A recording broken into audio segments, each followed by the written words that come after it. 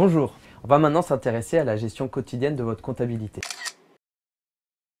Quand on parle de documents comptables, on parle de tous les documents qui vont vous servir à suivre votre comptabilité tout au long de l'année et qui vous permettront d'être tout à fait transparent vis-à-vis de vos adhérents et de vos partenaires quant à l'utilisation des sous de l'association.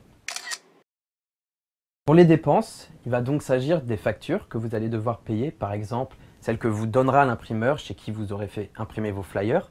Faites bien attention à ce que la facture soit adressée au nom de l'association et non simplement à l'adresse d'une personne. Les mentions qui doivent obligatoirement figurer sur une facture, le numéro de la facture, le nom, l'adresse, le numéro SIRET du prestataire, la date, le montant de la dépense, le montant de la TVA. L'autre type de documents comptables, ce sont les notes de frais de vos bénévoles qui auront avancé des frais de leur poche pour le compte de l'association. Par exemple, lorsque l'un d'entre eux aura payé l'impression des affiches de votre prochain événement. Il faut simplement qu'il pense à demander le ticket de caisse ou une facture qu'il agrafera à la note de frais pour se faire rembourser. Sur la note de frais, il faut pouvoir retrouver le nom du bénévole, la date du jour où il a fait cette dépense, le motif de la dépense, ici par exemple c'est l'impression d'affiches, et bien sûr le montant. Mais attention, pas de remboursement possible sans justificatif agrafé à la note de frais. Il faut absolument que ce soit un original et pas une photocopie. En plus de ces justificatifs, il vaut mieux doubler les informations en indiquant par exemple sur le talon du chéquier le montant et l'objet de la dépense. Pour les recettes, vous retrouverez les reçus relatifs aux cotisations que vous auront versées vos adhérents, qui se présenteront sous forme d'un document où il sera simplement mentionné que l'association déclare avoir bien reçu X euros d'un tel à telle date au titre de sa cotisation annuelle, ainsi que le mode de paiement. Ce document devra être par ailleurs signé par le trésorier de l'association.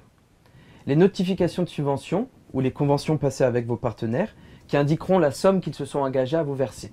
Pensez bien à conserver tous les documents comptables. Ils pourront vous être demandés par certains de vos financeurs pour justifier les dépenses réalisées.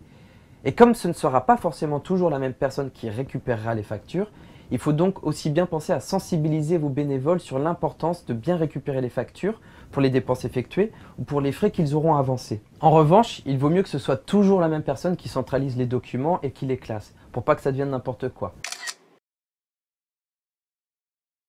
À chaque rentrée et sortie d'argent, on rentre dans un tableau qui s'appelle le registre, un certain nombre d'infos, la date, la nature de l'opération, le numéro de la pièce justificative, nos pièces comptables évoquées à l'instant, et bien sûr le montant. Par exemple, le 7 octobre 2014, vous avez payé à votre imprimeur la somme de 195 € pour l'édition de vos flyers faisant la promotion de votre événement, comme l'atteste la facture que vous avez reçue et enregistrée comme pièce justificative numéro 14.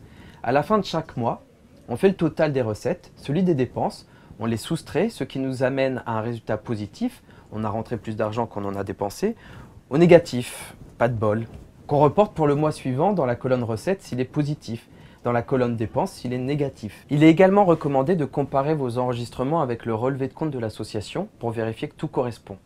Enfin, si vous disposez d'une caisse avec des espèces, n'oubliez pas d'enregistrer les entrées et sorties d'argent. Vous pouvez aussi faire le choix d'opter pour l'utilisation d'un logiciel de compta.